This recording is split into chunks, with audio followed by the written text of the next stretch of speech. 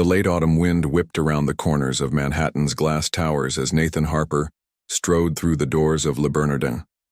At 30, he had already built one of New York's most promising tech companies from the ground up. But tonight, something felt different. The usual buzz of achievement that accompanied his success felt hollow, echoing in the empty spaces of his life he'd been too busy to acknowledge. The maitre d' recognized him immediately. "Your usual table, Mr. Harper?" Nathan nodded, loosening his tie as he followed the familiar path to his corner table. The restaurant hummed with the quiet conversations of New York's elite, but his attention caught on something unusual, the sound of quiet sniffling coming from behind a decorative plant near the entrance to the private dining area. He paused, catching sight of a small figure huddled in the shadows. A little girl, maybe 7 or 8 years old, sat with her knees pulled up to her chest, tears streaming down her face. Something about her vulnerability pierced through his carefully constructed wall of professional detachment. "Hey there," he said softly, crouching down to her level. "Are you okay?" The girl looked up, revealing eyes the exact shade of amber he'd spent years trying to forget. His heart stuttered in his chest. I can't find my mom," she whispered, wiping her eyes with the back of her hand. "We were having dinner, and I went to the bathroom, but when I came back, I took a wrong turn, and now I don't know where she is." Nathan felt an inexplicable pull toward this child. "I'll help you find her. I'm Nathan. What's your name?" "Mia," she said, her voice small but trusting. The name hit him like a physical blow, though he couldn't understand why. He helped her to her feet, noting how her navy blue dress matched the ribbon in her dark hair.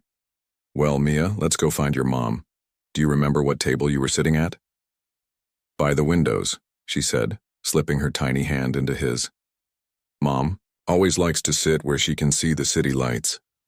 The casual mention of her mother's preference sent another unexplainable wave of familiarity through him. Nathan led Mia through the restaurant, scanning the faces of worried diners who had begun to notice the commotion of the missing child.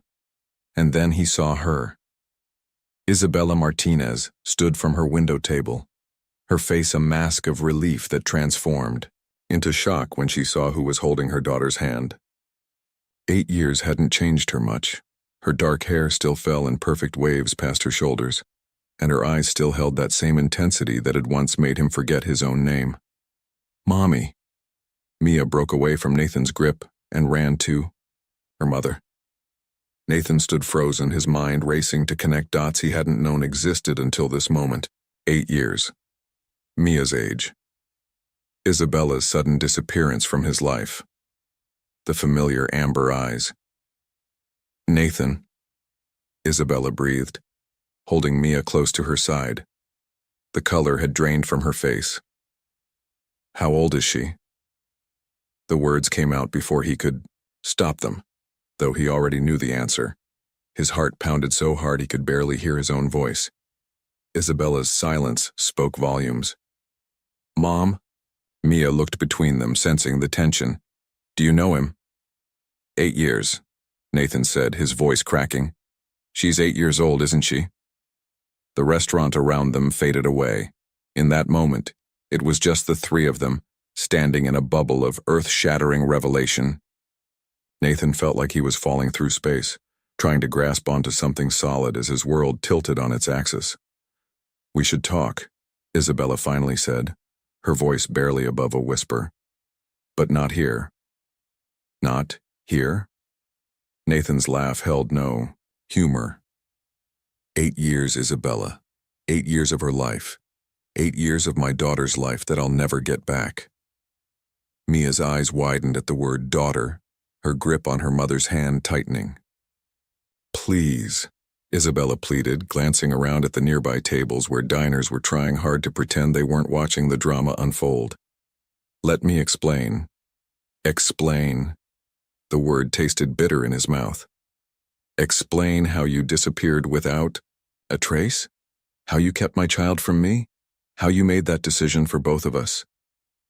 Tears welled in Isabella's eyes. "I was scared, Nathan. I was 22, and you were just starting your company. You said yourself that children weren't part of your plan, not then. I didn't want to be the one who derailed your dreams. That wasn't your choice to make. His voice rose slightly before he caught himself, conscious of Mia's presence. The little girl, his daughter, watched him with those familiar amber eyes, and he felt his anger crack, revealing the pain underneath. "Mr. Harper?" The maître appeared at his elbow.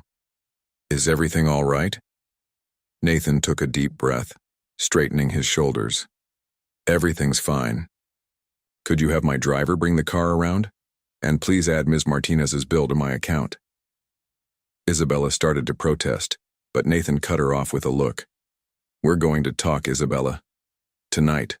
All of us." Mia tugged on her mother's hand.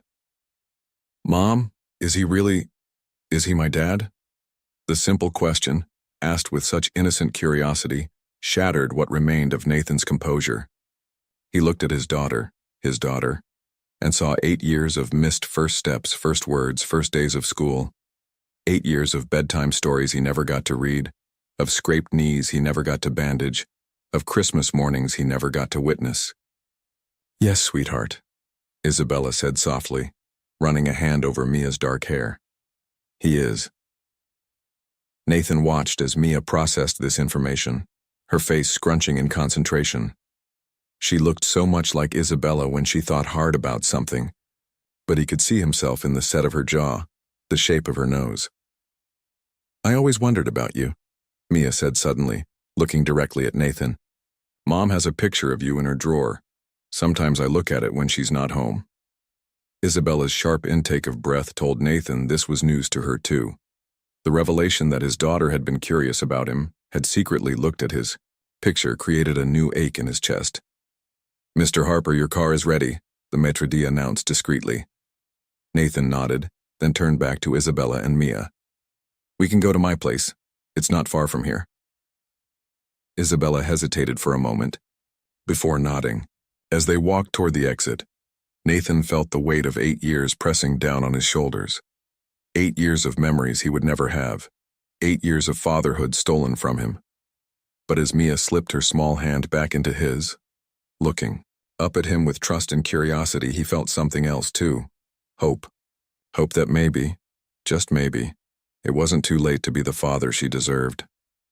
The New York night enveloped them as they stepped outside, the city lights twinkling like stars against the dark sky. In the back of his mind, Nathan remembered all, the nights he'd spent in his office building his empire, never knowing that somewhere out there his daughter was growing up without him. Never again, he promised silently, squeezing Mia's hand gently. Never again would he miss a single moment of her life. The elevator ride to Nathan's penthouse felt eternal. Mia stood between them, her small hand still clutching Nathan's while her other hand held firmly to Isabella's. The gravity of the situation hung heavy in the confined space, punctuated only by the soft ding of passing floors. "You live in the sky," Mia whispered, pressing her face against the glass wall of the elevator as they ascended. Her breath fogged the pristine surface, and for a moment Nathan saw his building through her eyes, a towering giant reaching into the clouds. "Mia, don't smudge the glass," Isabella said automatically, then caught herself, as if realizing she had no right to impose rules in Nathan's space. "It's okay," Nathan said softly, surprising himself. "I do the same thing sometimes." The small confession earned him a bright smile from Mia, and his heart clenched. How many smiles had he missed? The elevator opened directly into his penthouse, and Nathan watched as Mia's eyes widened at the sight. The space, usually a testament to modern luxury and minimalist design, suddenly felt cold and unwelcoming through the lens of an 8-year-old girl. No toys scattered about, no children's books on the shelves, no evidence that a child had ever been welcomed here. "Would you like some hot chocolate?" he asked Mia, desperate to make his home feel warmer. "I make it from scratch." "Really?" Mia bounced on her toes. "Mom only lets me have hot chocolate on special days." "I think," Nathan said, looking directly at Isabella, "this qualifies as a very special day." Isabella nodded, her face a complex mixture of guilt and resignation, Why don't you help Nathan make hot chocolate while I make a quick call to Aunt Rachel? She's watching our cat Phoenix and I should let her know we'll be late. As Isabella stepped away to make her call, Nathan led Mia to his seldom-used kitchen. He lifted her onto one of the bar stools at the counter, and her legs swung freely, her patent leather shoes catching the overhead lights. "Do you like marshmallows?" he asked, gathering ingredients. "The tiny ones are the best," Mia replied. "They melt faster." Nathan's throat tightened. Such a simple preference, one of countless little things he should have known about his daughter. "I agree," he managed to say, pulling out a bag of mini marshmallows from his pantry. As he heated the milk and chocolate, Mia watched him with intense concentration. "Mom says I'm not allowed to use the stove by myself." "Your mom is very wise," Nathan said, stirring the mixture. "Safety is important." "Is that why you weren't with us?" Mia asked suddenly. "Because it wasn't safe?" The innocent question nearly made Nathan drop the spoon. From the other room, he heard Isabella's phone conversation go quiet. "No, sweetheart," he said carefully, turning to face his daughter. "I wasn't with you because I didn't know about you. But if I had known—" He took a deep breath. "If I had known about you, nothing could have kept me away." "Not even your big company?" Mia pressed, revealing that she understood more than they might have assumed. "Not even that," Nathan confirmed, pouring the hot chocolate into mugs. He added a generous helping of mini marshmallows to Mia's cup, arranging them in a perfect circle. Isabella returned just as Nathan was setting the mugs on the counter. She looked like she'd been crying, but she'd tried to hide it. "Rachel says, 'Hi,'" she said to Mia, forcing brightness into her voice. "Phoenix knocked over his water bowl again. He always does that." Mia giggled, then took a careful sip of her hot chocolate. Her eyes lit up. "This is the best hot chocolate ever." "Family recipe," Nathan said without thinking, then felt the weight of the word family settle over the room. Isabella wrapped her hands around her mug but didn't drink. "Nathan, about why I left—" "Not yet," he interrupted, nodding toward Mia. "First, I want to hear about my daughter. Everything. Her favorite color, her best subject in school, what makes her laugh, what scares her, what she dreams about becoming. 8 years of stories, Isabella. Start talking." For the next hour, they sat in Nathan's living room as Isabella shared stories of Mia's life. Her first word, book. Her first steps, toward the cat. Her first day of school. She didn't cry, but Isabella did. With each story, Nathan felt the magnitude of what he'd missed more keenly, but he also found himself falling deeper in love with this little girl, who was half him, half Isabella, and entirely her own person. Mia curled up on the couch between them, adding her own commentary to her mother's stories, until her energetic interruptions became slower, sleepier. Within minutes, she was asleep, her head resting against Nathan's arm. "She's never this comfortable with strangers," Isabella whispered, watching their daughter sleep. "I'm not a stranger," Nathan said, his voice tight with emotion. "I'm her father. I just didn't know it until today." He looked up at Isabella, 8 years of questions burning in his throat. "Why, Isabella? Really? Why?" Isabella stood up and walked to the floor-to-ceiling windows, staring out at the glittering city below. "You were right on the edge of everything you'd worked for. The company was about to take off. Investors were lining up, and you were so focused, so driven. Then, that night happened.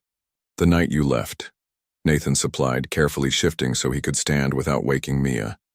"The night before I left," Isabella corrected. "You were talking about the future, about all your plans. You said children would have to wait at least 5 years, maybe more. You said you couldn't afford distractions." "You were never a distraction," Nathan growled, keeping his voice low. "I was 22 and terrified," Isabella continued. "When I found out I was pregnant 2 weeks later, I convinced myself I would ruin your life, that you would resent me, resent the baby, resent having to choose between your dreams and your family. So you chose for me," Nathan said. anger seeping into his words. You decided I couldn't handle being a father and a CEO. You didn't even give me a chance. I know, Isabella whispered, pressing her forehead against the cool glass. God, Nathan, I know. I've replayed that decision every day for 8 years. Every time Mia asked about her father, every time she accomplished something amazing, every time I saw news about your success, I wondered if I'd made the biggest mistake of my life. Not wondered, Nathan corrected. You did make the biggest mistake, but not because of my success or my dreams. He moved to stand behind her, close enough to smell the familiar scent of her perfume. The biggest mistake was thinking I could ever resent something created by our love. Isabella turned to face him, tears streaming down her face. I'm so sorry, she whispered. I was wrong, so wrong. But Nathan, you should see her report cards, her science projects. She's brilliant, just like you, and kind, and funny, and so curious about everything. I might have made a horrible mistake, but I've spent every day trying to raise her to be someone you would be proud of. I want to know her, Nathan said, his voice rough with emotion. Really know her, not just stories. I want to be her father. Isabella, not just legally, not just financially, but really be her father. I want early morning cartoons and homework help and Sunday pancakes. I want parent-teacher conferences and dance recitals and scraped knees. I want everything. A small voice came from the couch. Can we have pancakes tomorrow? They both turned to see Mia sitting up, rubbing her eyes sleepily. Nathan's heart swelled at the sight of her tousled hair and hopeful expression. Please, she added, looking between them.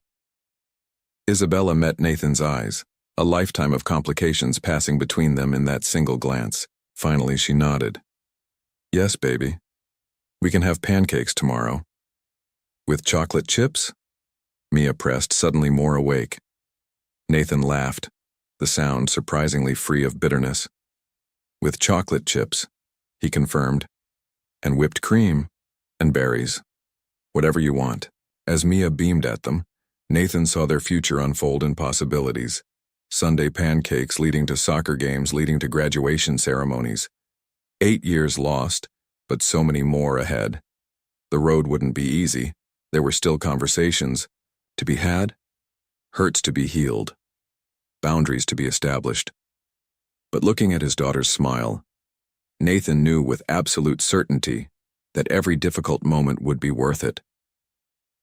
The New York skyline twinkled behind them, bearing witness to this fragile new beginning. Tomorrow would bring its own challenges, but tonight, in this moment, they were just a family discovering each other for the first time. The Sunday morning sun streamed through Nathan's penthouse windows, casting long shadows across his kitchen, where the promised pancake breakfast was in full swing. Mia stood on a step stool beside him, carefully dropping chocolate chips into the shapes he'd poured on the griddle. Look, Mom, this one's a heart. Mia beamed, her dark hair pulled back, in a messy ponytail that Isabella had hastily arranged before running home to feed Phoenix and grab clean clothes for them both. Perfect technique, Nathan praised, fighting the urge to pull out his phone and capture every moment. He'd already taken dozens of photos since dawn, desperate to document each new interaction with his daughter. The elevator's soft chime announced Isabella's return, but the sharp intake of breath that followed wasn't hers. Nathan Alexander Harper, why aren't you answering your phone? I've been... Catherine Harper's voice cut off abruptly as she rounded the corner into the kitchen. Her perfectly manicured hand flew to her throat as she took in the scene before her. Her son in weekend clothes making pancakes with a little girl who could have stepped straight out of his own childhood photos. Grandma? Mia asked innocently, looking from Nathan to Catherine. Is she my grandma? The spatula clattered from Nathan's hand to the counter. Mother, I can explain. Isabella Martinez, Catherine breathed, ignoring her son as Isabella emerged from behind her in the hallway. 8 years and here you are in my son's kitchen with... Her voice trembled as she looked at Mia again. Mrs. Harper, Isabella started, but Catherine held up a hand. How old are you, sweetheart? Catherine asked Mia directly, her voice gentler than Nathan had heard it in years. 8, Mia answered proudly. I'll be 9 in March. Catherine's knees seemed to buckle. Nathan rushed forward to help her to a bar stool, but she waved him off, her eyes never leaving Mia's face. March, Catherine repeated. March 15th? Isabella nodded silently. My grandson Oliver was born on March 15th, Catherine said, her voice tight with emotion. He died 3 days later. I always believed that date meant something. That somewhere out there, as she pressed her hand to her mouth, tears spilling onto her cheeks. Mom, Nathan said softly. This is Mia, your granddaughter. I like making pancakes, Mia offered, clearly uncertain about the emotional atmosphere but wanting to help. Would you like one? We made them in shapes. A laugh burst through Catherine's tears. I taught your father to make shaped pancakes when he was just about your age. She turned to Isabella, her expression hardening. You denied me this. 8 years. Of birthdays, of Christmases, of everything. The pancakes are burning, Mia announced, breaking the tension. Nathan quickly turned back to the griddle, rescuing what he could while trying to process this new layer of complexity. His mother had always been a force of nature, and he'd known she would be devastated by the news. But seeing her actual reaction, watching her meet her granddaughter for the first time, made his heart ache in new ways. I think, Isabella said carefully, that Mia and I should give you and Nathan some time to talk. No. Catherine's response was immediate. No more separation. No more secrets.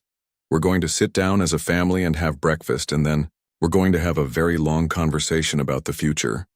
She stood up, straightening her designer blazer. But first I'm going to help my granddaughter make proper heart-shaped pancakes. For the next hour, they existed in a strange bubble of domestic harmony. Catherine showed Mia how to swirl the batter just so, sharing stories of Nathan's childhood, attempts at pancake artistry. Isabella sat quietly at the counter, answering Mia's questions but otherwise keeping her distance from Catherine's barely contained emotions. Nathan watched it all, feeling like he was seeing his life through a kaleidoscope, familiar pieces rearranging themselves into entirely new patterns. His mother, usually so focused on social status and corporate success, was teaching Mia how to make whipped cream from scratch. His daughter, who hadn't existed in his world 48 hours ago, was calling him Dad with increasing confidence. And Isabella, the woman he'd never truly gotten over, was right there, close enough to touch but separated by 8 years of choices and consequences. After breakfast, Catherine insisted on showing Mia the rooftop garden. Your father helped design it, she told her granddaughter. He has quite a green thumb, though he pretends the gardeners do all the work. As they watched Mia explore the garden with Catherine, Isabella turned to Nathan. I should have known she would show up. Sunday brunch, Nathan explained. It's been our tradition since Dad died. I missed it last week because of meetings in Silicon Valley, so she was probably worried when I didn't answer her calls this morning. He ran a hand through his hair. I should have called her last night, but I was overwhelmed, Isabella supplied. Nathan, I know you must hate me for what I did, but please don't let that affect Mia's relationship with your mother. Catherine clearly wants to be part of her life, and Mia, she's never had a grandmother. My parents died before she was born, and I don't hate you, Nathan interrupted, his voice low and intense. I'm angry. I'm hurt. I'm struggling to understand how the woman I loved, the woman I thought I knew better than anyone, could keep this secret for so long. But I don't hate you, Isabella. I don't think I could ever hate you. Before Isabella could respond, Mia's delighted squeal drew their attention. Catherine had found the hidden fountain that Nathan had installed last spring, and Mia was watching, in wonder as the water danced in patterns. She does that little hop when she's excited, Nathan observed, just like you used to do. Isabella smiled despite herself. But she bites her lip when she's thinking hard, just like you. And she has your focus. When she's interested in something, the whole world disappears. Tell me about her first word again, Nathan requested softly. I want to hear every detail. As Isabella began to speak, Catherine's voice rang out across the garden. Isabella Martinez, we need to discuss Mia's trust fund immediately. Nathan's father set aside money for all future grandchildren before he passed, and this child has 8 years of compound interest to catch up on. Mother, Nathan warned, but Catherine was already pulling out her phone. I'm calling Gerard at the bank right now, and then we need to discuss schools. Please tell me she's not in public school? No granddaughter of mine. Mom! Nathan's sharp tone made everyone freeze. Mia is enrolled in one of the best charter schools in the city. Isabella has done an amazing job with her education. Please just take a breath. Catherine looked like she wanted to argue, but then Mia tugged on her sleeve. Can you show me how to make the fountain do that pattern again? Just like that, Catherine's business persona melted away. Of course, sweetheart, you see this panel here? Your father installed it himself. Nathan felt Isabella relax slightly beside him. She's going to be impossible to deal with, isn't she? Oh, you have no idea, Nathan chuckled. But she'll love Mia fiercely. And at least now you won't have to handle all the parent-teacher conferences alone. About that, Isabella said hesitantly. We need to talk about how this is going to work. Custody arrangements, schedules, responsibilities. Later, Nathan said, watching as his mother taught his daughter the fountain's control system. Right. Now I just want to remember this moment. Our daughter, learning about water pressure from her grandmother, in a garden I built, thinking I'd never have a family to share it with. Isabella touched his arm gently. I'm so sorry, Nathan. I know. I keep saying it, but I am. I thought I was protecting everyone, but I was just afraid. Afraid of losing my independence, afraid of resenting you, afraid of you resenting me. I let fear make my decisions, and I robbed all of us of so much time. We can't get those years back, Nathan said, covering her hand with his own. But we can make sure we don't waste any more time. Mia deserves to have all of us, wholly, completely, without reservation. As if hearing her name, Mia looked over at them and waved. The morning sun caught her smile, and for a moment, Nathan saw the future reflected in it. Family dinners, and holiday celebrations, school plays and graduation ceremonies. A lifetime of moments yet to come. The past might have been lost, but the future was full of possibilities. Monday morning hit Nathan like a cold shower. After the emotional whirlwind of the weekend, walking into TechVision's gleaming headquarters felt surreal. The familiar buzz of his tech empire seemed somehow hollow now, knowing what he'd been missing all these years. Mr. Harper, the board, is waiting in the conference room, his assistant Olivia Chen reported as she fell into step beside him. And Mr. Rodriguez from Silicon Valley Ventures has called 3 times already this morning. Nathan nodded, his mind still on the goodbye he'd shared with Mia an hour ago. She'd hugged him tight, asking if he would come to her school science fair next week. The thought of missing it made his chest ache. Push Rodriguez to tomorrow. What's the board's agenda? The Singapore expansion, Olivia said, handing him a tablet. They're concerned about your suggestion to delay the launch. Of course they were. The Singapore office had been his obsession for months, until 48 hours ago, when his entire world shifted on its axis. Now, staring at the projections and timelines on the screen, all he could think about was how many nights away from Mia this project would require. The board members rose as he entered the conference room. Thomas Walsh, his longest-serving board member, spoke first. Nathan, we've reviewed your email about postponing Singapore. Frankly, we're concerned. Nathan took his seat at the head of the table, noting the worried glances being exchanged. The timing isn't right, he said firmly. We need to restructure our approach. The timing will never be perfect, Patricia Montgomery countered, her British accent sharp with frustration. We've invested millions in this expansion. Our investors are expecting a Q3 launch. What's really going on, Nathan? He could feel their eyes on him. These people who had backed his vision from the start. They deserve the truth, or at least part of it. I recently learned I have an 8-year-old daughter. The silence that followed was deafening. Thomas's mouth actually fell open. A daughter? Patricia repeated, her expression softening slightly. I wasn't aware you were involved with anyone. It's complicated, Nathan said, which felt like the understatement of the century. Her mother and I, it's a long story, but I've missed 8 years of her life and I won't miss any more. The Singapore expansion, as currently planned, would require me to be there for months. That's not acceptable. Nathan. Thomas leaned forward, his voice gentle but firm. I understand this is a shock, but we can't restructure the entire company around your personal life. The board has a responsibility to our shareholders. I'm not asking to restructure the entire company, Nathan countered, pulling up a new document on the conference room's main screen. I'm proposing we modify our approach. Instead of a full relocation, we implement a hybrid model. Our local team handles the day-to-day operations, with quarterly executive visits. We utilize the technology we've developed for remote collaboration. We practice what we preach. Patricia studied the proposal, her frown deepening. This could work, but it would extend the timeline by at least 6 months, which gives us time to perfect our new collaboration software, Nathan pointed out. We showcase our own technology while maintaining work-life balance for our team. It's not just about my daughter, it's about creating a company culture that values family. His phone buzzed with a text from Isabella. Mia won't stop talking about the pancakes. She wants to know if you'll teach her how to make the special chocolate sauce next weekend. A smile tugged at his lips before he could stop it. Thomas caught the expression inside. You're really serious about this, aren't you?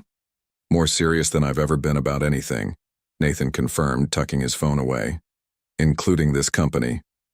The board members exchanged glances. Finally, Patricia spoke up. We'll need to see a detailed proposal, timeline adjustments, cost analysis, risk management strategies.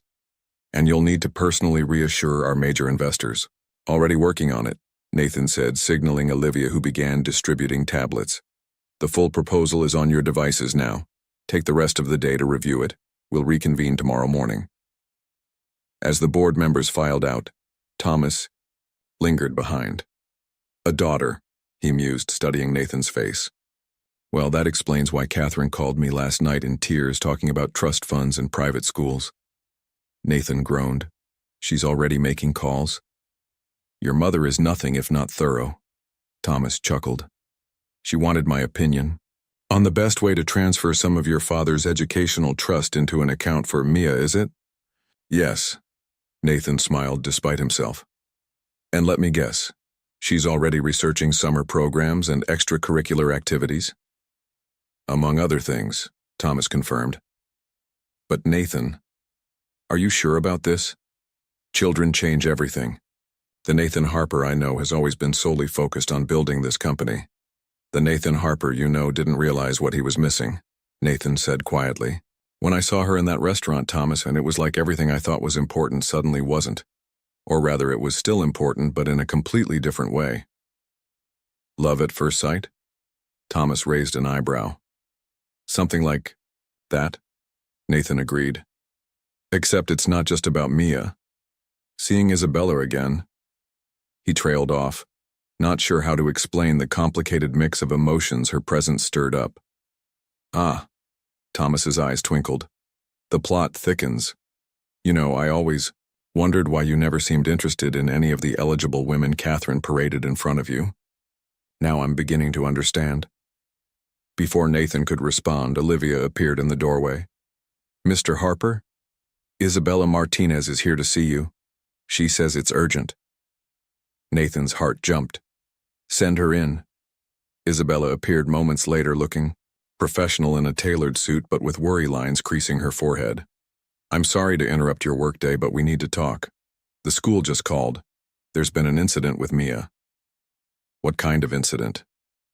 Nathan was already on his feet, reaching for his jacket. Is she hurt? No, she's fine physically, Isabella assured him quickly.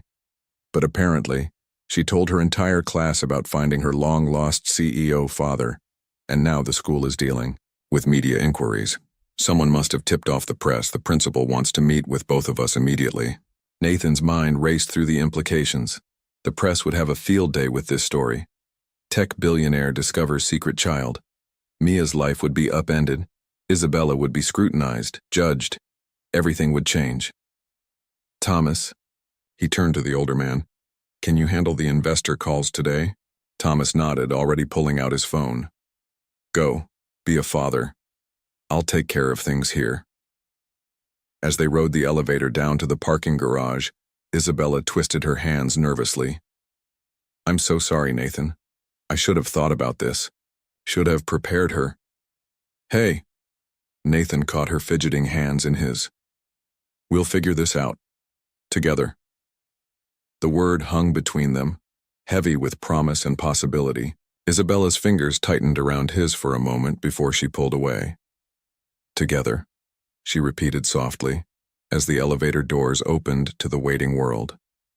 The hallways of Greenwich Academy were eerily quiet as Nathan and Isabella followed, the administrator to Principal Diana Morrison's office. Through a classroom window, Nathan caught a glimpse of Mia sitting alone, her shoulders slumped as she read a book. The sight made his chest tighten. Mr. Harper, Ms. Martinez. Principal Morrison greeted them, her expression grave. Please sit down. We have a situation that requires immediate attention. Nathan noted the open laptop on her desk, displaying several news websites. The headlines made his blood run cold. Tech billionaire's secret love child discovered. Tech Vision, CEO's hidden heir revealed. 8-year cover-up, Nathan Harper's unknown daughter. Vultures, Isabella whispered, her face pale. They're already spinning it. Mia shared her discovery with her classmates during morning circle time, Principal Morrison explained. Children being children, they told their parents. One parent happens to be a reporter for the New York Post. How is she? Nathan demanded. Mia, is she okay? The principal's expression softened. She's confused. Some of the children asked rather insensitive questions about why her father didn't want her before. We've removed her from class for now, but we need a plan moving forward. Nathan's hands clenched into fists. I need to see her. Of course, Principal Morrison nodded. But first, we should discuss security measures. We've already had 3 photographers try to get onto school grounds. I'll have my security team here within the hour, Nathan said, pulling out his phone. And my PR department can help draft a statement for the school. Nathan, Isabella interrupted, touching his arm. Before we do anything else, we need to talk to our daughter. She needs to understand what's happening. Our daughter. The words sent a warm current through his chest, even in the midst of this crisis. You're right. Principal Morrison, where is she? The library. Mrs. Chen is with her. Nathan and Isabella found Mia curled up in a window seat, clutching a worn copy of A Wrinkle in Time. When she saw them, her lower lip trembled. I'm sorry, she said immediately. I just wanted to tell my friends about my dad. Madison was talking about her dad's new car, and I wanted to share too. Isabella reached her first, wrapping her in a tight hug. Oh, sweetheart, you didn't do anything wrong. Nathan knelt beside them, placing his hand on Mia's back. Your mom's right. You have every right to talk about your father. I'm proud to be your dad, and I want the whole world to know it. Mia lifted her tear-stained face. But why are there photographers? Casey said they were trying to take her picture when her mom dropped her off, just because she's in my class. Because some people think our story is interesting, Nathan explained carefully. Remember how I told you I run a big company? Well, sometimes people like to write news stories about business leaders. But this isn't about business, Mia protested. This is about our family. Our family. There it was again, that phrase that made everything else seem insignificant. Nathan shared a look with Isabella over Mia's head. You're right, Isabella said softly. This is about our family, and we're going to protect it. She smoothed Mia's hair back from her face. How would you feel about taking a little break from school, just until things calm down? But the science fair is next week. Mia's eyes widened in panic. I've been working on my project about butterfly migration for months. You'll present it, Nathan assured her quickly. We'll make sure of it. But for now, maybe you could work on it from home, or... He hesitated, glancing at Isabella. From my place. The building has excellent security and there's plenty of room to spread out your project materials. Isabella bit her lip, considering. That might be best. My apartment building isn't equipped to handle media attention. We could both stay. The words tumbled out before Nathan could stop them. The penthouse has 4 bedrooms. You and Mia could have your own spaces, just until this dies down. A complicated series of emotions crossed Isabella's face. Nathan. Please, Mom. Mia looked up hopefully. Dad's place has that awesome garden on the roof. I could study real butterfly patterns up there. Dad's place. Nathan's heart did a backflip. Isabella's resistance crumbled visibly. We'll need to pick up some things from home. And Phoenix. The penthouse is pet-friendly, Nathan said quickly. And I'll send someone to pack whatever you need. I can help pack. Mia perked up. I know exactly which books I want to bring. And Phoenix's favorite toys. And maybe my telescope? Dad, do you think we could stargaze from the roof? Definitely, Nathan smiled, already making mental notes to have the roof garden adjusted for optimal stargazing. We can set up a whole observation area. A knock at the door interrupted their planning. Principal Morrison entered with a concerned expression. I hate to interrupt, but the media presence outside is growing. If you're planning to leave, I suggest using the service entrance. Nathan's security chief, Michael Torres, appeared behind her. The car's ready, sir. We've created a diversion at the main entrance. Isabella squared her shoulders. Mia, honey, stay between your father and me, okay? Don't look at the cameras if you see any. Like in spy movies? Mia asked, a hint of excitement creeping into her voice. Exactly like spy movies, Nathan confirmed, grateful for her resilience. Operation Protect the Princess is now in effect. Mia giggled, some of her earlier distress fading. Does that make you two the king and queen? Isabella blushed and Nathan felt his own cheeks warm. Something like that, he managed. Now let's get you and your mom somewhere safe. The journey to the car was a blur of quick movements and flashing cameras in the distance. Michael's team formed a protective barrier around them, and soon they were safely ensconced in Nathan's armored SUV. As they pulled away from the school, Mia pressed her face against the tinted window. Will my friends be okay? I don't want them to get bothered because of me. I'll have my team work with the school to ensure everyone's privacy is protected, Nathan promised. And Principal Morrison will make sure all the parents understand the situation. And what about Phoenix? Mia worried. He gets scared of new places. We'll make sure he has all his favorite things, Isabella assured her. And lots of sunny spots to nap in. The living room has these great window seats, Nathan added. Perfect for cats and for reading. Mia's face lit up. Can we stop at the library? If I'm going to be home for a while, I need more books. We can do better than that, Nathan said, an idea forming. How about we turn one of the spare rooms into a library just for you? Really? Mia bounced in her seat. Mom, can we? Isabella gave Nathan a look that clearly said, we need to talk about spoiling her, but she nodded. As long as you promise to actually read the books, not just collect them. I promise, Mia beamed. Dad, can we get books about space too? For when we stargaze. Absolutely, Nathan agreed, already messaging Olivia to arrange for a collection of astronomy books. And maybe some about butterflies for your project? As Mia launched into an enthusiastic description of her science fair project, Nathan caught Isabella watching him with an unreadable expression. What? He asked softly. You're good at this, she whispered. Being a father. I was so wrong to think you wouldn't be. The admission hung between them, heavy with regret and possibility. Before Nathan could respond, his phone buzzed with a message from Catherine. Press conference tomorrow. Non-negotiable. We need to control the narrative. Also, I'm bringing over Mia's trust fund paperwork tonight, and I've enrolled her in virtual piano lessons. She mentioned enjoying music. Nathan showed the message to Isabella, who rolled her eyes but couldn't hide her smile. Your mother moves fast. Speaking of moving, Nathan glanced at Mia, who was now thoroughly absorbed in describing butterfly migration patterns to Michael via the car's intercom.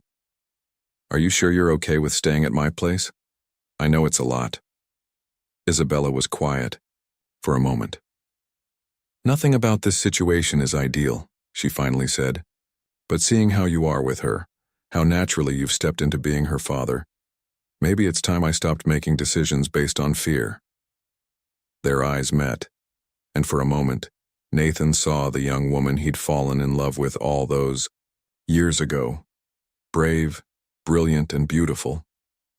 But now there was something more. Wisdom earned through years of single motherhood, strength developed through facing challenges alone. We'll figure this out, he promised. Together. This time, Isabella didn't pull away when their hands touched. Together, she agreed, as the car carried them toward their uncertain future. The first week of cohabitation passed in a blur of adjustments and discoveries. Nathan's pristine penthouse transformed into a lived-in home, with Mia's science project, materials spread across the dining room table, and Phoenix the cat claiming the most expensive armchair as his personal domain. Mom, Dad! Mia's voice echoed through the apartment. Come quick! Phoenix found the butterfly habitat! Nathan looked up from his laptop where he'd been reviewing press statements, sharing an alarmed glance with Isabella. They found Mia in her newly created library, where Phoenix sat regally beside the mesh enclosure housing her chrysalises, watching them with feline intensity. He won't hurt them, Mia assured them confidently. He's just being a scientific observer. Like me. Isabella relaxed visibly, but Nathan noticed the dark circles under her eyes. The media frenzy hadn't died down. If anything, it had intensified. Yesterday's headlines had questioned Isabella's motives, suggesting she'd orchestrated the whole revelation for financial gain. How about some lunch? Nathan suggested, trying to distract both mother and daughter. We could test out that new pizza oven on the roof. Can we invite Grandma? Mia asked hopefully. Catherine had visited daily, bringing an endless stream of educational materials and cultural enrichment opportunities. Actually, Isabella interjected, I think we need to talk about going back to school next week. The science fair is coming up and Principal Morrison says the media presence has calmed down. Mia's face fell. But I like being here. I can work on my project whenever I want and Dad helps me with math and Grandma's teaching me about investments. Honey? Isabella started, but Nathan caught her eye. Why don't you check on your chrysalises? He suggested to Mia. Your mom and I need to discuss some grown-up things. Once Mia was absorbed in her observations, Nathan led Isabella to the kitchen. You're worried about something. Isabella leaned against the counter, exhaustion evident in every line of her body. We can't hide here forever, Nathan. This bubble we've created, it's beautiful, but it's not real life. Mia needs routine, structure, her friends, and you need your space. Nathan finished softly. I see how uncomfortable you are here living in my world. It's not that, Isabella protested, then sighed. Okay, maybe it's partly that. Your mother has opinions about everything from Mia's education to my parenting style. The press is painting me as either a gold digger or an irresponsible mother, and you? What about me? You're perfect, she whispered, frustration evident in her voice. You've stepped into fatherhood like you were born for it. You're patient, attentive, generous. It makes what I did even worse. Every time I see you with her, I'm reminded of all the years I stole from both of you. Nathan moved closer, drawn by the pain in her voice. Isabella. The elevator chimed, announcing Catherine's arrival. She swept in carrying shopping bags and a determined expression. I've enrolled Mia in the Young Entrepreneurs Summer Program, she announced without preamble. And I've arranged for a private tutor to help her prepare. Nathan, dear, we need to discuss the trust fund allocation. Mother, Nathan interrupted, firmly. Can we talk about this later? Isabella and I are in the middle of something important. Catherine's eyes narrowed as she took in their positions, the tension between them. Of course. I'll just go show Mia the new educational games I brought. They're designed to develop strategic thinking skills. After she disappeared down the hallway, Isabella let out a shaky laugh. See what I mean? Everything here is about optimizing, enhancing, improving. In my world, we have macaroni art on the fridge and mismatched socks in the drawer. I like macaroni art, Nathan said quietly. And I haven't coordinated my socks since I found out about Mia. It seems less important now. Nathan Harper with mismatched socks? The press would have a field day with that scandal. Let them, he stepped closer. Isabella, I don't want you to feel overwhelmed or pushed out of Mia's life. Yes, I want to be involved in everything, make up for lost time, give her every opportunity, but not at the expense of the amazing foundation you've built. You're an incredible mother. You've raised our daughter to be kind, curious, and resilient. I'm in awe of you. Tears welled in Isabella's eyes. I don't deserve your understanding. You deserve everything, he said softly, reaching up to brush away a tear that had escaped. And so does Mia. Which is why we need to find a balance. Not my world or your world, but our world. Together. The moment stretched between them, charged with unspoken feelings. Nathan could feel the familiar pull, the same magnetic attraction that had drawn them together all those years ago. Isabella swayed slightly toward him, her lips parting. Dad? Mia's voice shattered the moment. Grandma says we can build a real scientific laboratory in the spare room, can we? Please? Isabella stepped back, clearing her throat. We should probably... Yeah, Nathan agreed reluctantly. Coming, sweetheart, he called to Mia. They found Catherine and Mia bent over a tablet, reviewing equipment lists for the proposed lab. Phoenix lounged nearby, batting occasionally at Catherine's expensive scarf. Before we commit to any major renovations, Isabella said carefully, we need to discuss our plans for next week. Mia needs to return to school, to her routine. But Mom, your mother's right, Nathan interrupted, earning a surprised look from Isabella. Education comes first. But, he added, as Mia's face fell, that doesn't mean we can't set up a study area here for after school and weekends. Maybe even a small lab space for special projects. Really? Mia brightened. Can I still come over after school? We need to work out a proper schedule, Isabella said, one that includes homework time and reasonable bedtimes. And we need to establish security protocols for school, Nathan added. Michael will coordinate with Principal Morrison. Catherine cleared her throat. I suppose this means you'll be returning to your apartment, Isabella? The question hung heavy in the air. Nathan felt his chest tighten at the thought of empty rooms and quiet mornings. We'll figure out the details, he said before Isabella could respond. The important thing is creating stability for Mia. I can be stable in two places, Mia offered. Like a butterfly that migrates between summer and winter homes. That's actually part of my science project. How creatures adapt to different environments while maintaining their essential nature. Nathan and Isabella exchanged glances, both struck by their daughter's insight. When did you get so wise? Isabella asked, pulling Mia into a hug. Must be all those investment lessons from Grandma, Mia giggled. Later that night, after Mia was asleep and Catherine had finally gone home, Nathan found Isabella on the roof garden. She stood at the railing, looking out over the city lights. I've been thinking, she said without turning around. About what? Mia said. About adapting while maintaining essential nature. And maybe that's what we need to do. Not try to force everything to be perfect, but adapt to our new reality while keeping what matters most. Mia's happiness and stability. Nathan joined her at the railing. Does that mean you'll consider staying? Not forever, he added quickly. Just until we figure out a long-term plan? Isabella turned to face him. On one condition. Name it. We do this right.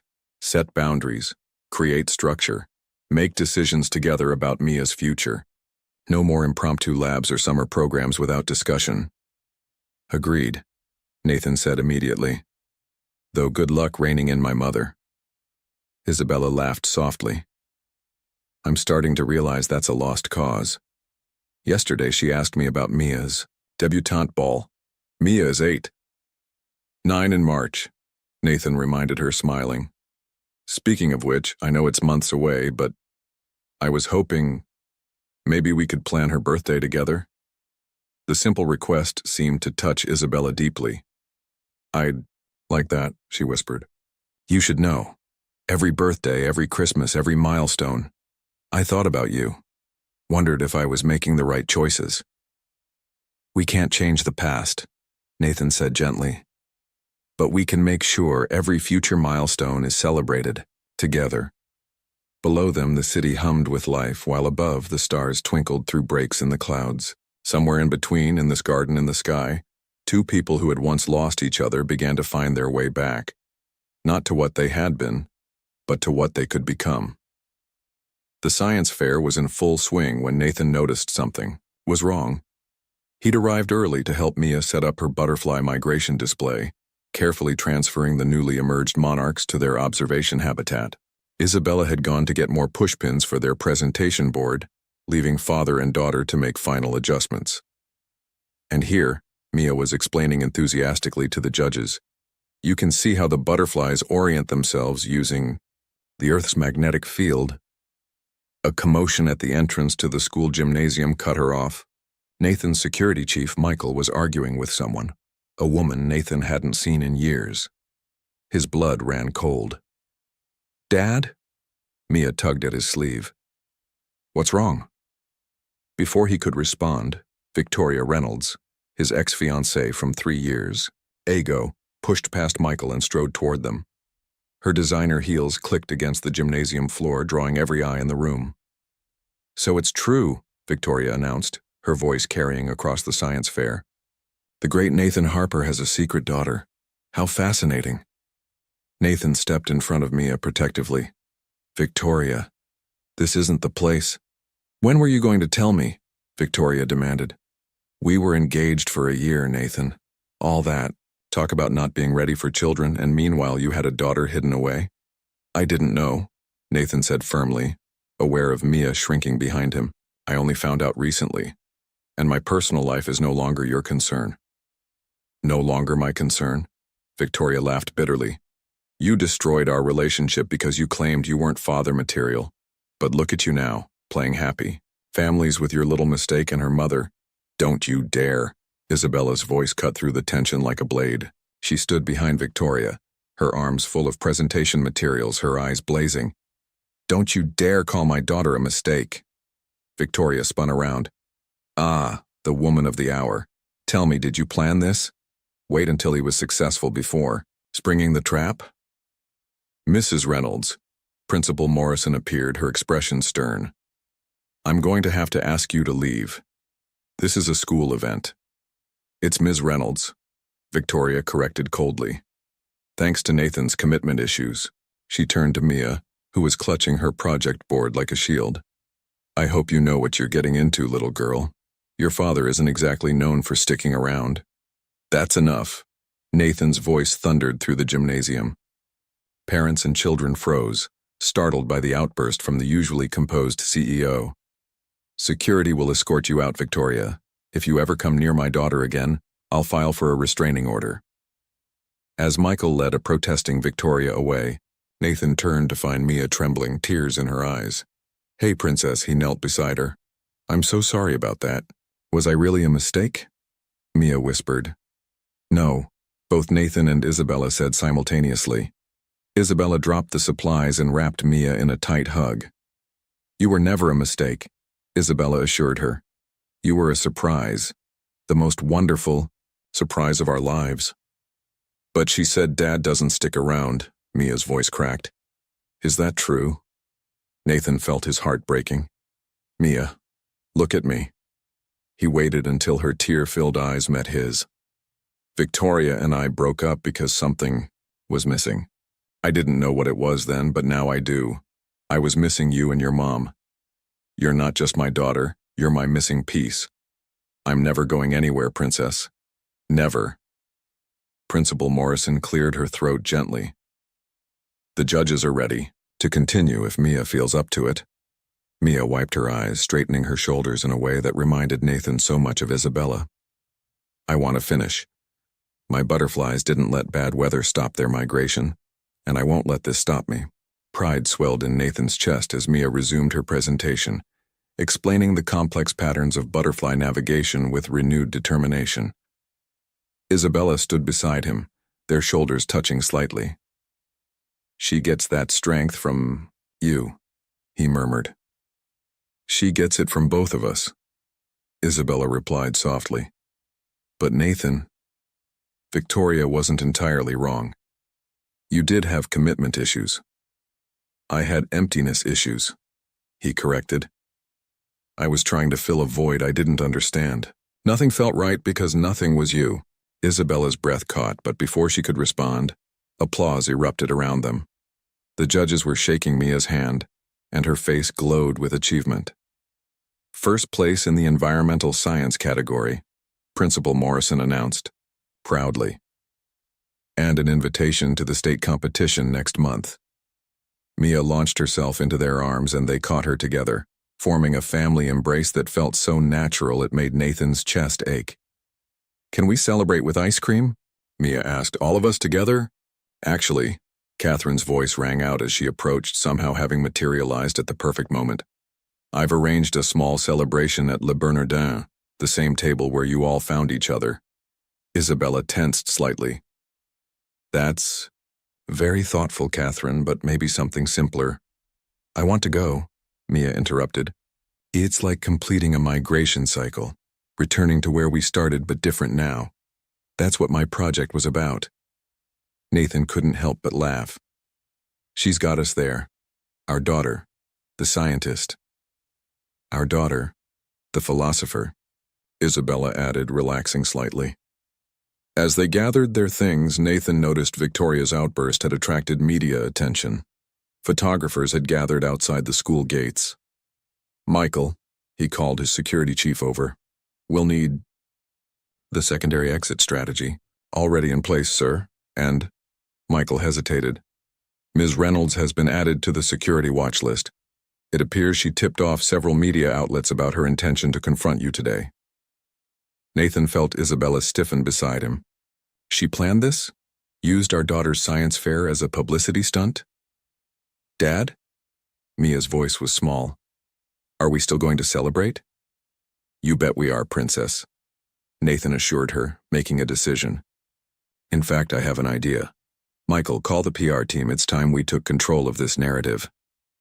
Nathan? Isabella questioned. Trust me, he said softly. No more hiding, no more letting others define our story. We'll do this on our terms. Catherine nodded approvingly. I'll call Richard at the Times. One exclusive interview, carefully controlled, could end this media circus. But first, Nathan emphasized, we celebrate our daughter's achievement. Everything else can wait. At Le Bernardin, seated at the same table where their lives had changed forever, Nathan watched Mia explain her project to Catherine, who listened with genuine fascination. Isabella sat beside him close enough that he could feel her warmth. You really want to go public? She asked quietly. Tell our story? Our real story, he confirmed. Not Victoria's version, or the tabloid's version. The truth. About two. People who loved each other, lost each other, and found their way back together through the amazing little girl they created. Found their way back together? Isabella repeated, a question in her voice. Nathan turned to face her fully. I never stopped loving you, Isabella. Even when I was with Victoria, even when I threw myself into work, there was always this emptiness, this sense that my real life was happening somewhere else. Now I know why. Nathan, Isabella's voice wavered. We can't just pick up where we left off. Too much has happened. I don't want to pick up where we left off, he said earnestly. I want to start something new, something better, something that includes morning science experiments and butterfly migrations, and a daughter who sees the world in patterns we never imagined. I'm scared, Isabella admitted. Scared of trusting this, scared of losing it all again. Mom, Dad, Mia called out. Grandma says my project could qualify for a national science scholarship. Can we start planning the next phase of research? Nathan squeezed Isabella's hand under the table. We're all scared sometimes. But look what happens when we face our fears. Butterflies emerge, families reunite, and little girls win science fairs. Isabella's fingers interlaced with his, and this time she didn't pull away. Above them, the same chandelier that had witnessed their reunion sparkled like stars, while outside the New York sky painted itself in sunset colors. And at their table, a family continued its own remarkable migration, not from one place to another, but from what was to what could be. The New York Times interview was set for 10 a.m., but Nathan had been awake since dawn, standing in his home office and staring at the framed photo from Mia's science fair victory. His daughter beamed at the camera, flanked by her parents, her project board proudly displaying her findings on butterfly migration patterns. Can't sleep either? Isabella's voice came from the doorway. She wore one of his company hoodies over her pajamas, looking both out of place and perfectly at home. Just thinking, he replied, touching the frame gently. Are we doing the right thing, going public with our story? Isabella joined him by the window, where the sunrise painted Manhattan in shades of gold. Victoria's appearance at the science fair is trending on social media. At least this way, we control the narrative. I've been looking at the talking points Catherine's PR team prepared.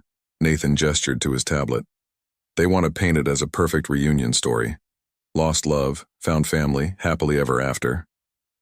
But it feels too neat, too sanitized. Our story is messier than that. It's about mistakes and fear and growth. It's about a young woman who made a difficult choice, and a man who had to learn that success means nothing without family. Isabella's breath caught. You've really thought about this. I've thought about nothing else, Nathan admitted, especially after what Victoria said about my commitment issues. Dad? Mom? Mia appeared in the doorway, Phoenix winding around her legs. Are you worried about the interview? They turned to find their daughter already dressed in the outfit she'd chosen specifically for today, a butterfly-patterned dress that Catherine had bought her, paired with the science club pin she'd earned at school. Come here, sweetheart. Isabella opened her arms and Mia rushed into them. We're just making sure we tell our story the right way. Can I help? Mia asked. I'm good at explaining things. My science teacher says I make complicated stuff sound simple. Nathan laughed softly. Actually, Princess, you might be exactly what we need. How would you explain our family to someone? Mia thought for a moment, her expression serious. Well, it's like my butterfly project. Sometimes butterflies get blown off course during migration, and they have to find new paths, but they always know where home is, even if they've never been there before. You and Mom are like that. You got blown off course, but you found your way back home. To each other. To me. Isabella's eyes filled with tears. When did our little girl get so wise? Probably around the same time she started teaching me about lepidopterology. Nathan smiled, using the scientific term for butterfly study that Mia had drilled into him. A knock at the door interrupted their moment. Catherine entered, already immaculately dressed, followed by Thomas Walsh from the board. The Times reporter will be here in an hour, Catherine announced. Isabella, dear, I've brought some outfit. Options. Mom, Nathan interrupted. We're doing this our way, no staged photos, no scripted answers. Just our family telling our truth. Catherine opened her mouth to protest, but Thomas laid a hand on her arm. He's right, Catherine. The public can spot artifice, but this? He gestured to the three of them, still in their morning clothes, Mia's butterfly dress adding a pop of color. This is real. But the shareholders will appreciate authenticity, Thomas finished. Nathan's not just a CEO anymore. He's a father who's found his child. That's a story people understand. The next hour passed in a whirlwind of preparation. Despite Catherine's protests, Isabella kept Nathan's hoodie on over a simple white blouse and jeans. Nathan remained in his casual weekend clothes, though he did concede to running a comb through his hair. Mia set up her butterfly habitat in the living room, insisting it was an important part of their story. The reporter Claire Richardson arrived precisely at 10 a.m. She was younger than Nathan expected, with kind eyes and a notebook rather than a recording device. "I prefer to write things by hand," she explained. "Helps me capture the feeling, not just the facts." They settled in the living room, where morning light streamed through the windows and Phoenix had claimed his usual spot on the expensive armchair. "So," Claire began, "let's start at the beginning. The night you found each other at Le Bernardin." Nathan and Isabella shared a glance, but it was Mia who spoke first. "Actually," she said confidently, "the story starts before that. It starts with two people who loved each other but got scared. Like my butterflies when there's a storm. Sometimes they have to wait it out before they can fly again." Claire's pencil moved across her notebook. "That's a beautiful metaphor, Mia. Would you tell me more about your butterflies?" As Mia launched into an explanation of her science fair project, Nathan watched the reporter's expression soften. She wasn't just getting a story, she was witnessing a family. "Mr. Harper," Claire turned to him, "there's been speculation about why Ms. Martinez kept Mia's existence from you. Some have suggested financial motives." "The truth is simpler," Nathan said, reaching for Isabella's hand. "And more complicated. We were young, ambitious, scared. Isabella made a choice that she thought would protect everyone.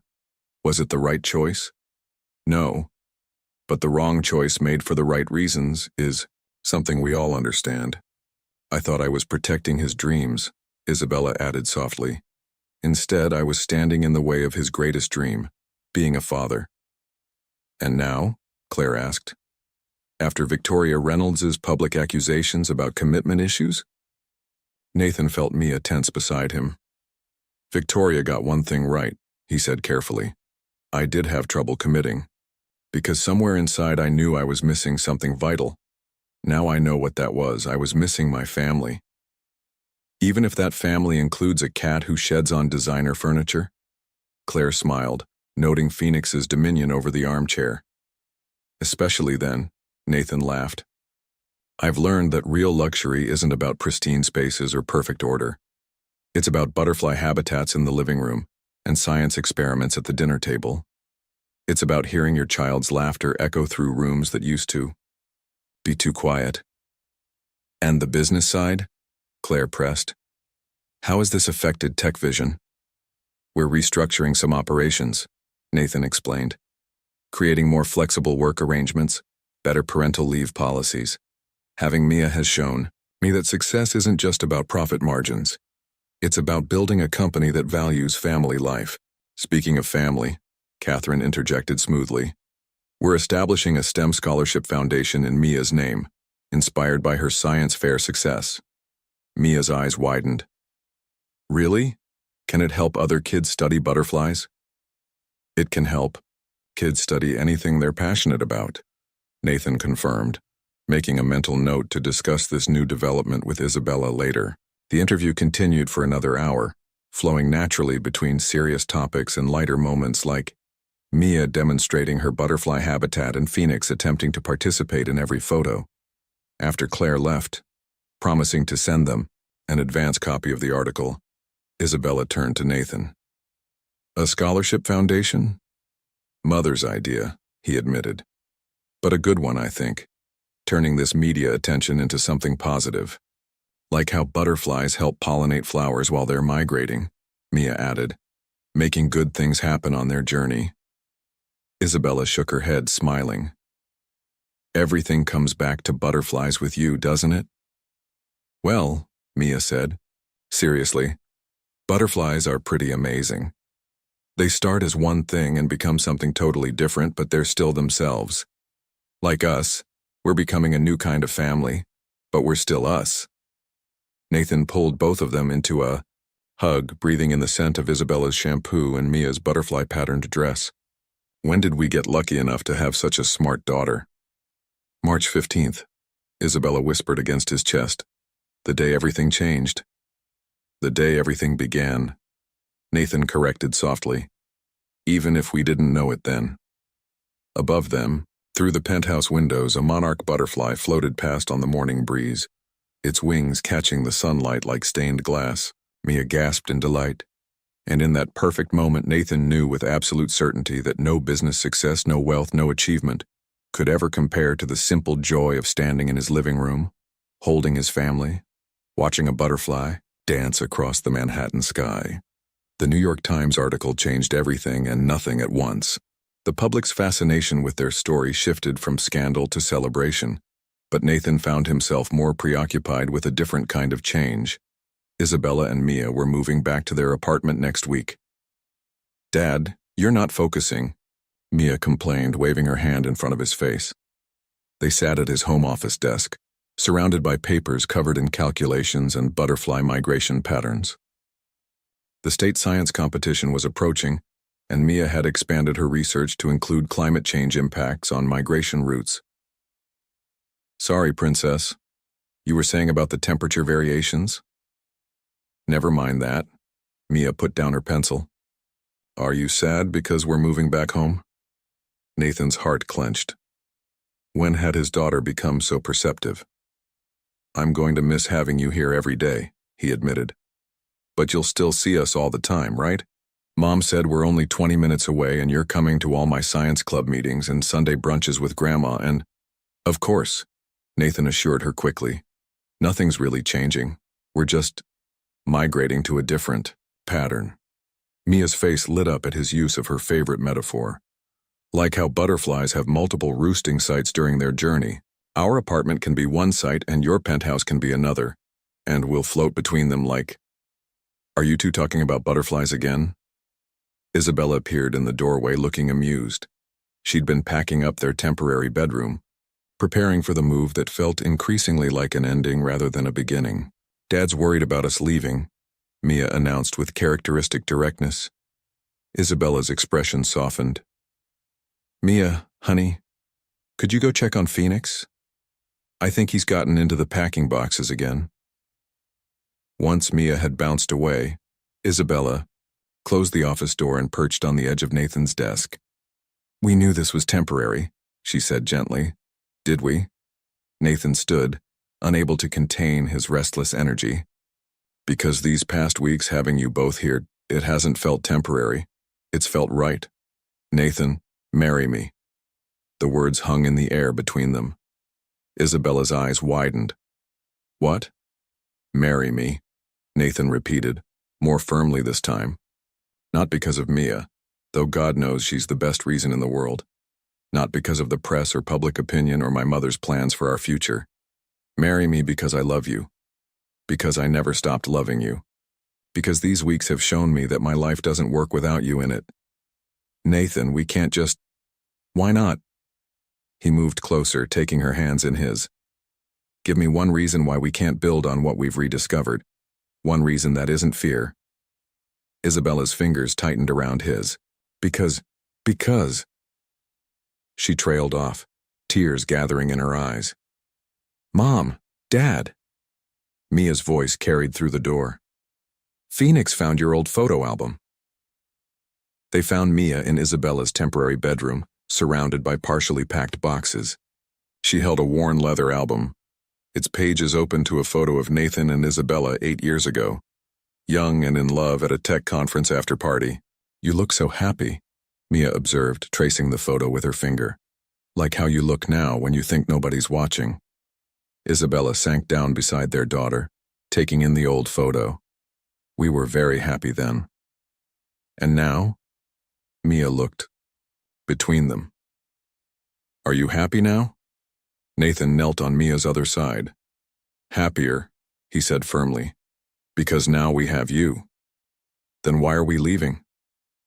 The simple question, asked with a child's straightforward logic, seemed to pierce straight through Isabella's carefully constructed walls. "We don't have to," she whispered, so softly Nathan almost missed it.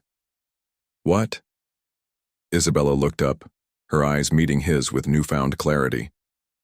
"We don't have to leave, unless you've changed your mind about what you just asked me." "Never," Nathan breathed. Asked you what? Mia demanded, looking between them. What's happening? Your father, Isabella said, her voice gaining strength. Just asked me to marry him. Mia's squeal of delight probably carried through the entire building. Really? Like really, really? Can I be in the wedding? Can Phoenix be the ring bearer? Can we have butterfly decorations? Slow down, princess, Nathan laughed, his heart feeling lighter than it had in years. First, your mom has to actually say yes. Oh! Mia turned to Isabella with wide eyes.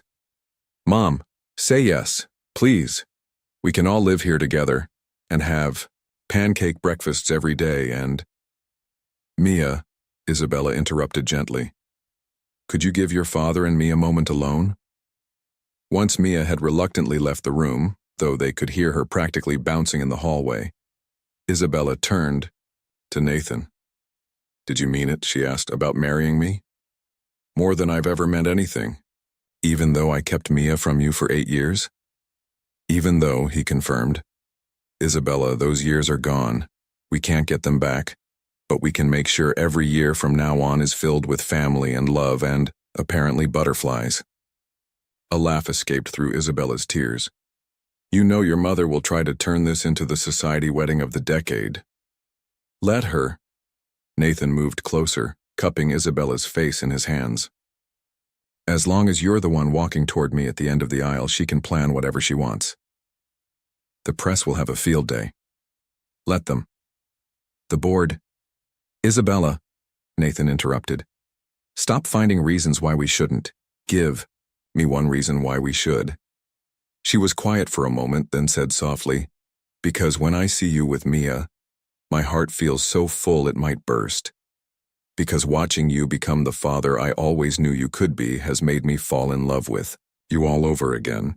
Because every morning I wake up here, in this home we've created together, I think about how afraid I used to be of needing someone, and how now I'm only afraid of losing this feeling.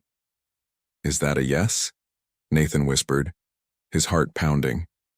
Instead of answering, Isabella kissed him. It was soft and sweet and tasted like promise, like future, like home. A muffled squeal from the doorway broke them apart. Mia stood there, hands clasped over her mouth, practically vibrating with excitement. I'm guessing that's a yes? She asked hopefully. Isabella laughed, holding out her arms. Mia rushed into them, and Nathan wrapped his arms around them both, creating a family cocoon. That's a yes, Isabella confirmed. If you're okay with it? Are you kidding? Mia beamed. This is better than winning the state science fair. Let's not get carried away, Nathan teased. Nothing's better than science. Well, Mia considered, her expression serious. Maybe this is like scientific convergent evolution, when two separate things naturally come together because it's the best way to be. Like how butterfly wings and flower patterns evolve to match each other. How do you always have a butterfly fact ready? Isabella wondered, amazed. Because butterflies are the best metaphor for us, Mia said with absolute certainty. They show that beautiful things take time and changes can be scary but worth it. And home isn't just one place. It's wherever your family is. Nathan held his family closer, thinking about all the changes ahead. Moving Isabella and Mia's things permanently into the penthouse, dealing with Catherine's elaborate wedding plans, merging their lives completely. But looking at his daughter's joyful face and feeling Isabella's heart beating in time with his, he knew Mia was right. Home wasn't the penthouse or Isabella's apartment or even the garden where Mia studied her butterflies. Home was this. These arms, these hearts, this love that had taken 8 years to fully emerge from its chrysalis, spreading its wings at last. 1 year later, the rooftop garden of Nathan's, now their penthouse, had been transformed. Strings of lights twinkled overhead like stars, and potted wildflowers created natural aisles between rows of chairs. But the centerpiece of the decoration was Mia's contribution, a butterfly sanctuary she had designed herself, filled with monarchs that danced through the evening air. The timing is perfect, Mia explained to the gathered guests, every inch the proud junior scientist in her flower girl dress. The migration season is just beginning, so they'll join their wild cousins after the ceremony. Catherine dabbed at her eyes, watching her granddaughter command attention from New York's elite. She's presenting at the National Science Foundation next month, you know, she informed anyone within earshot. Youngest presenter in their history. In the penthouse below, Isabella stood before a mirror, her wedding dress simple but elegant. I can't believe your mother actually agreed to a small ceremony, she said to her reflection, knowing Nathan's mother could have easily turned this into a society spectacle.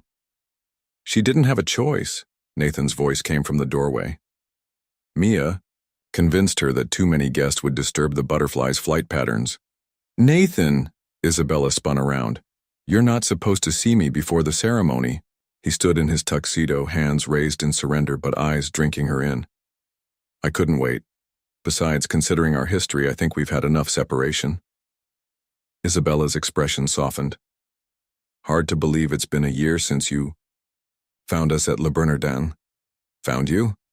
Nathan moved closer, careful not to touch her but needing to be near. More like we found each other, all of us. A knock at the door interrupted them. Mom?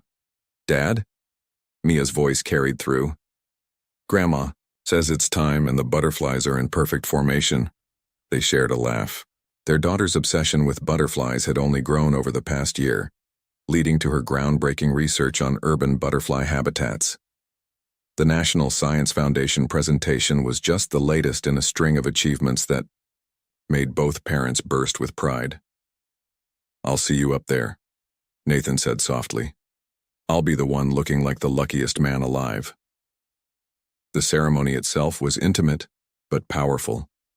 Thomas Walsh officiated, his voice carrying across the rooftop as he spoke about love that stands the test of time and separation.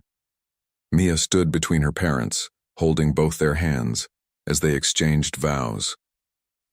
8 years ago, Nathan began, his voice thick with emotion. I thought I knew what success looked like. I had everything I thought I wanted, but I felt empty. Now I know why. Every achievement, every milestone meant nothing because I couldn't share it with you and our amazing daughter. Isabella squeezed Mia's hand as she delivered her own vows. I made a choice once, born of fear and youth and misunderstanding. But love has a way of bringing us home, even when we've lost our way. You and Mia are my home, my heart, my true north. And the butterflies showed us the way, Mia added enthusiastically, making the guests laugh and breaking the tension of the emotional moment. As Thomas pronounced them husband and wife, a remarkable thing happened. The monarch butterflies, as if choreographed, took flight en masse, creating a living canopy of orange and black wings above the ceremony. Did you plan that? Catherine whispered to her granddaughter. Nope, Mia beamed. They just knew it was time, like Mom and Dad did. The reception that followed was a blend of elegant and whimsical. Classical musicians played alongside the natural symphony of the garden, and the cake featured delicate butterfly decorations that Mia had helped design. Phoenix, wearing a tiny bow tie, supervised the proceedings from his favorite perch. The board sends their congratulations, Thomas told Nathan during the celebration. Though I think they're more excited about the Singapore expansion's success under the new remote model than your actual wedding. Speaking of the board, Catherine interjected, have you told them about the STEM education initiative? Nathan nodded, watching Mia demonstrate her butterfly tracking app to a group of fascinated guests. The app, developed by TechVision's team, based on her research, was already being used by citizen scientists across the country. It's amazing, Isabella said, joining them. A year ago, I was terrified of disrupting Nathan's business. Now our daughter is helping shape its future. Our daughter, Nathan repeated, loving how natural those words felt now. Who, by the way, has some news she's been dying to share. Mom, Dad. Mia rushed over, her excitement palpable. Can I tell them now? At their nods, she turned to Catherine and Thomas. I'm going to be a big sister. Mom and Dad said I could help design the nursery with a butterfly theme and... A baby? Catherine's composure cracked completely. When? How far along? We need to start planning. Mother, Nathan interrupted gently. Maybe let us enjoy this celebration before you start planning the next one. As Catherine pulled Isabella away to discuss due dates and baby shower themes, Nathan felt a tug on his sleeve. "Dad?" Mia looked up at him seriously. "Are you happy?" Nathan knelt to her level, something he'd done countless times since that first night at Le Bernardin. "Happier than I ever dreamed possible." "Are you happy, princess?" Mia considered this, with her usual thoughtfulness. "You know how butterflies migrate thousands of miles to find the perfect spot? I think that's what our family did. We all had to travel really far through lots of hard stuff, but we found our perfect spot. Together." "When did you get so wise?" Nathan asked, pulling her into a hug.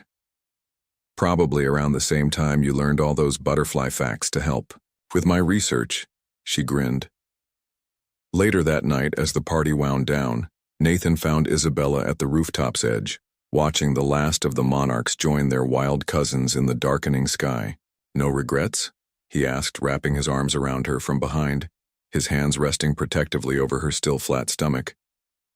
"Just one," she leaned back against him, "that I didn't trust in us sooner. Think of all the moments we missed." "I don't think of them as missed moments anymore," Nathan said thoughtfully. "They're part of our migration story, as Mia would say. Every choice, every separation, every fear led us here, to this perfect moment, with a butterfly-obsessed daughter and a cat who thinks he runs the company. And a new little one on the way," Nathan added, his voice tender, "who'll probably be explaining quantum physics by age 3 if they take after their sister." "I love you?" Isabella turned in his arms. "The young you who dreamed of changing the world through technology, the you I was afraid would resent being a father, the you who found us at Le Bernardin and turned your whole life upside down without hesitation, and most of all, the you who stands here now, my husband, our children's father, the man who taught me that love isn't something to fear, it's something to fly toward." As they kissed under the stars, a single monarch butterfly, perhaps the last of Mia's charges, circled them once before joining its fellows on their great journey south. Below, the city hummed with life and possibility. Above, the stars twinkled like promises. And here, in this garden in the sky, a family that had once been separated by fear and circumstance stood united by love and understanding, ready to begin their next great adventure together. "Mom! Dad!" Mia's voice carried across the rooftop. "Come quick, I think I just saw a rare species." Nathan and Isabella shared a knowing look. Some things would never change. Their daughter's passion for discovery, Catherine's well-meaning interference, Phoenix's disdain for expensive furniture. But other things would grow and evolve, like the family they were building, the love they shared, and the future they faced together. Hand in hand, they went to join their daughter, ready to share in her excitement, her discoveries, her joy. After all, that's what families do. They migrate together, face storms together, and finally, gloriously, find home together. When love is real, can time be an obstacle or a bridge to reunion?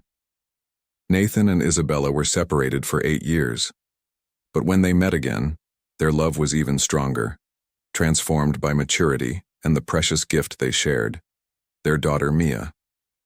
Do you believe that true love stands the test of time, that sometimes we need to lose ourselves to really find ourselves? Your participation in the channel is very important. Please leave your opinion in the comments. Thank you for watching. If you enjoyed the story, please subscribe to our channel and leave a comment below letting us know what you thought. Your feedback and support mean a lot to us. Stay tuned for more exciting stories.